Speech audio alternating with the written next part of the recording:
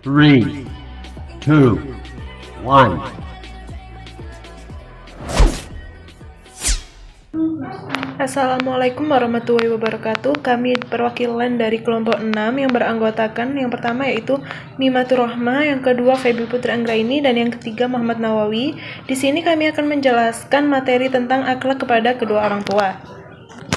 Pada materi ini kami akan membahas mengenai yaitu yang pertama sifat dan sikap terpuji terhadap kedua orang tua, yang kedua birrul walidain setelah orang tua wafat, yang ketiga keutamaan berbuat baik kepada kedua orang tua, dan yang terakhir yaitu cerita hikmat salafus sholih tentang berbakti kepada kedua orang tua.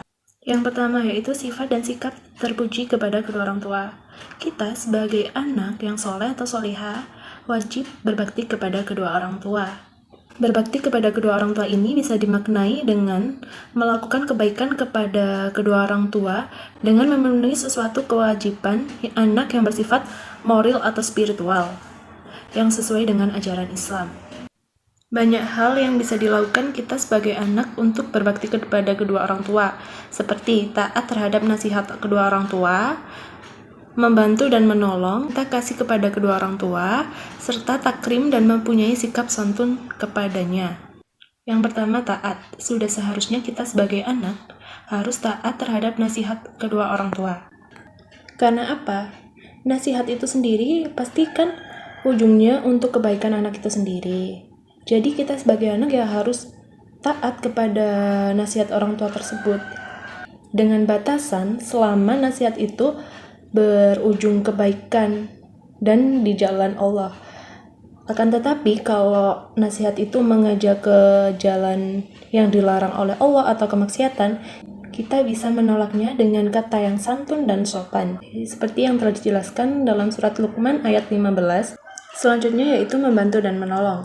Salah satu jalan yang bisa ditempuh dalam keluarga agar terciptanya kerukunan antar anggota keluarga adalah saling membantu. Sudah seharusnya juga kita sebagai anak membantu meringankan beban kedua orang tua. Misalnya, dari hal-hal yang kecil, kalau masih belum mempunyai materi berlebih, bisa melakukan merampungkan pekerjaan rumah yang dilakukan oleh ibu, seperti menyapu, mengepel, dan lain-lain. Apabila anak sudah mandiri dan memiliki penghasilan cukup, maka anak itu berkewajiban untuk membantu orang tuanya, walaupun tanpa diminta oleh keduanya. Akan tetapi, sebanyak apapun kita membantu ke orang tua, tidak akan mampu membalas jasanya. Kita sebagai anak jangan sampai memiliki pikiran yang dimana ketika anak memberikan sesuatu kepada kedua orang tua, berarti seorang anak telah melunasi jasanya. Selain itu juga, anak bisa bersedekah kepada kedua orang tuanya, maka pahala sedekahnya akan sampai kepadanya, dan anak yang bersedekah tentu mendapat ganjaran yang sama tanpa mengurangi sedikit pahala kedua orang tuanya, yang telah dijelaskan dalam Al-Quran surat Al-Baqarah ayat 83. Nah, yang selanjutnya yaitu sopan santun. Wujud penghormatan terhadap kedua orang tua yang bisa dilaksanakan adalah dengan sikap sopan dan santun, dengan bentuk sikap yang lemah lembut dan tidak mengatakan perkataan kotor ataupun kasar. Sebagai anak sepatutnya meminta izin terlebih dahulu terhadap orang tua ketika hendak keluar rumah, lalu mencium dan mengucapkan salam.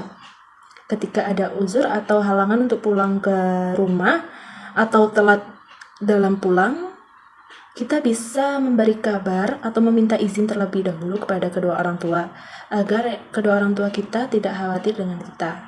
Yang dimana dijelaskan juga dalam agama tidak memperbolehkan anak mengucapkan terhadap kedua orang tua, apalagi sampai mengucapkan perkataan atau memperlakukan orang tua dengan lebih kasar daripada itu. Ayat ini juga memberikan sinyal bahwa anak harus berlaku baik dengan berbicara dengan sangat lembut dan baik, dan jangan sampai suara anak melebihi kerasnya suara orang tua. Maka dari itu kita sebagai anak jangan pernah sekali-kali kalian menuruti hawa nafsu kalian untuk membentak ataupun yang lain. Selanjutnya akan dijelaskan oleh teman saya. B. Birrul walidain. Bentuk birrul walidain tidak hanya ketika orang tua hidup, Akan tetapi juga dilakukan ketika orang tua sudah wafat. Di dalam sebuah hadis dijelaskan tentang berbakti kepada orang tua ketika sudah wafat, yaitu hadis riwayat Abu Daud dan Ibnu Majah yang artinya Malik bin Rabi'ah As-Sadi berkata, ketika kami duduk bersama Rasulullah SAW, lalu datang seorang laki-laki dari Bani Salamah, lantas berkata, "Wahai Rasulullah, adakah sesuatu yang bisa saya lakukan untuk berbakti kepada orang tuaku yang sudah meninggal?" Rasulullah SAW menjawab, "Ya, ada. Yang pertama, mendoakan kedua orang tua. Yang kedua, memohon ampunan dosa orang tua. Yang ketiga, melaksanakan akad perjanjian orang tua setelah beliau meninggal. Yang keempat, menghubungi sanak kerabat yang sudah tersambung kecuali dengan kekerabatan mereka. Yang kelima, menghormati teman dan dari orang tua." Sebagai orang soleh, setidaknya ketika orang tua sudah wafat harus melakukan hal sebagai berikut. Yang pertama, mendoakan dan memintakan ampun dosa kepada orang tua yang sudah wafat. Yang kedua, melaksanakan akad perjanjian kedua orang tua setelah kedua orang tuanya wafat. Yang ketiga, menyambung silaturahmi dengan kerabat orang tua. Yang keempat, menghormati sahabat kedua orang tua. C. Keutamaan berbuat baik kepada orang tua, termasuk amalan yang paling mulia. Yang kedua, merupakan salah satu sebab-sebab diampuninya dosa. Yang ketiga, termasuk sebab masuknya seseorang ke surga. Yang kelima, sebab keridhaan Allah. Dan yang terakhir, bertambahnya umur. Hikmah, cerita hikmah salafus sholih tentang berbakti kepada orang tua.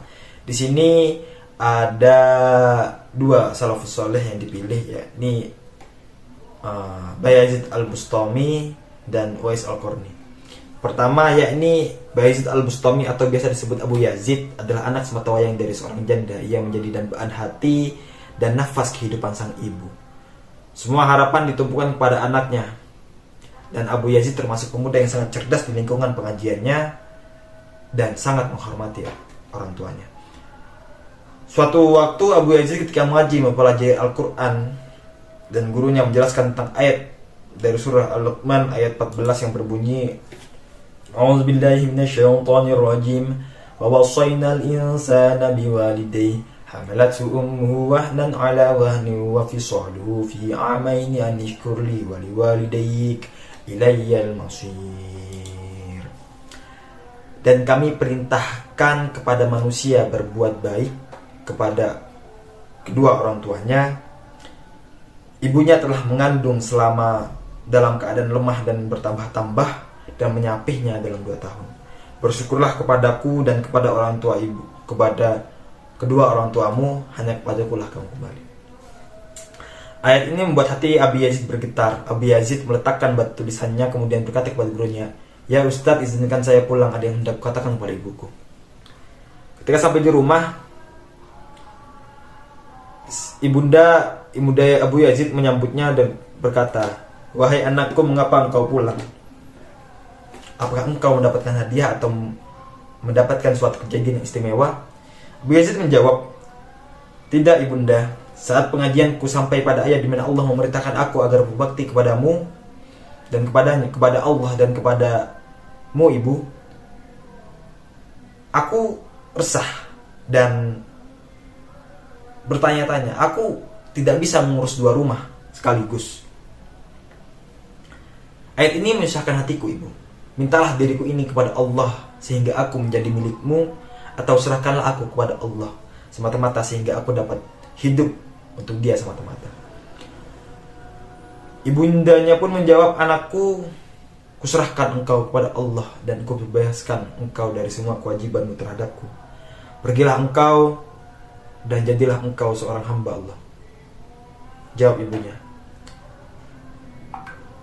Di kemudian hari, kewajiban yang mulanya kira sebagai kewajiban yang paling ringan, Abu Yazid berkata, kewajiban yang mulanya kira sebagai kewajiban yang paling ringan di antara lainnya ternyata merupakan kewajiban yang paling utama, yaitu kewajiban untuk berbakti kepadamu ibuku. Di dalam berbakti kepada ibu, itulah aku akan mendapatkan segala sesuatu yang aku cari, yakni segala sesuatu yang hanya dapat difahami melalui tindakan, disiplin diri, dan pengabdian kepada Allah. Selanjutnya nomor 2, yakni Uwais Al-Qarni. Tinggallah seorang pemuda di Yaman yang memiliki penyakit pada tubuhnya yang belang-belang, yang bernama Uwais Al-Qarni. Uwais Al-Qarni adalah sosok pemuda yang soleh dan sangat berbakti kepada ibunya meskipun ia cacat. Sang Uwais menantikan merawat ibunya yang sudah tua, senantiasa merawat ibunya yang sudah tua dan lumpuh, juga senantiasa memenuhi semua permintaan ibunya. Hanya satu permintaan yang sulit untuk Uwais kabulkan. Suatu hari ibunya berkata, "Anakku, mungkin ibu tak lama lagi akan bersama dengan kamu. Ikhtiarkan ibu agar dapat melaksanakan haji," pinta ibunya. Uwais tercengang karena berpikir perjalanan Mekah sangatlah jauh melewati padang pasir yang tandus dan panas dari Yaman. Biasanya orang-orang menggunakan unta dan membawa banyak perbekalan. Namun Uwais tak memiliki kendaraan karena sangat miskin. Uwais terus memikirkan jalan keluar agar ibunya masih lagi ibadah haji.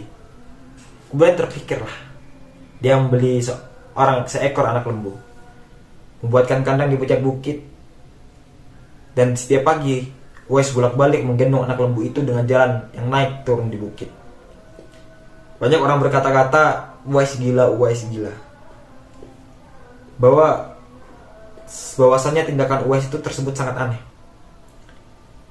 Tak pernah ada hari yang terlewatkan Uwais untuk menggendong naik turun lembu di bukit.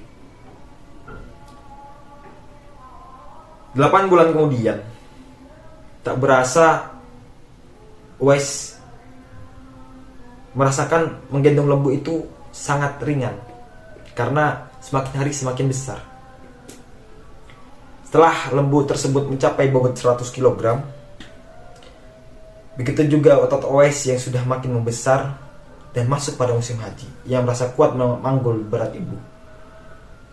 Ia pun menggendong ibunya dari Yaman ke Mekah untuk menunaikan ibadah haji. Uwais menggendong ibunya pergi ibadah haji dengan berjalan kaki dari Yaman ke Mekah. Dia rela melakukan ini demi memenuhi keinginan ibunya meskipun dengan menempuh perjalanan yang sangat sulit. Uwais menggendong ibunya dengan tegap untuk wukuf di Arafah dan tawaf di Ka'bah. Ibunya terharu sampai bercucuran air mata saat melihat Baitullah. Di hadapan Ka'bah, Uwais berdoa, "Ya Allah, ya Tuhanku, ampunilah semua dosa-dosa ibuku," kata Uwais. Ibunya pun menjawab dan tercengang, "Bagaimana dengan dosamu, nak?"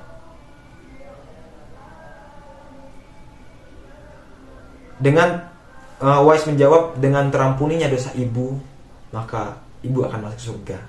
Cukuplah ridho dari ibu yang akan membawa aku ke surga," jawab Uwais kepada ibunya. Subhanallah, itulah keinginan Uwais yang soleh dan sangat berbakti kepada ibunya. Sampai-sampai Allah pun memberikan karunia-Nya untuk Uwais untuk disembuhkan dari penyakitnya yang dideritanya. Hanya tertinggal bulatan putih pada tengkuknya yang merupakan tanda untuk dua sahabat Rasulullah, Umar bin Khattab dan Ali bin Abi Thalib, untuk mengenali Uwais. Umar bin Khattab dan Ali bin Abi Thalib sengaja mencari Uwais di sekitar Ka'bah karena Rasulullah berpesan saat itu, "Di zaman kamu nanti akan lahir seorang manusia yang doanya sangat makbul. Pergilah kalian mencarinya, dia akan datang dari arah Yaman. Dia dibesarkan di Yaman dan akan muncul di zaman kamu. Carilah dia. Kalau berjumpa dengan dia, mintalah dia agar mendoakan kalian berdua agar diampuni oleh Allah Subhanahu wa taala. Sesungguhnya Allah mengharamkan atas kamu durhaka pada ibu dan menolak kewajiban dan meminta yang bukan haknya, dan membunuh anak hidup dan Allah membenci padamu banyak bicara dan banyak bertanya, demikian pula memberatkan harta." Hadis riwayat Bukhari dan Muslim. Sekian dari kami. Assalamualaikum warahmatullahi wabarakatuh.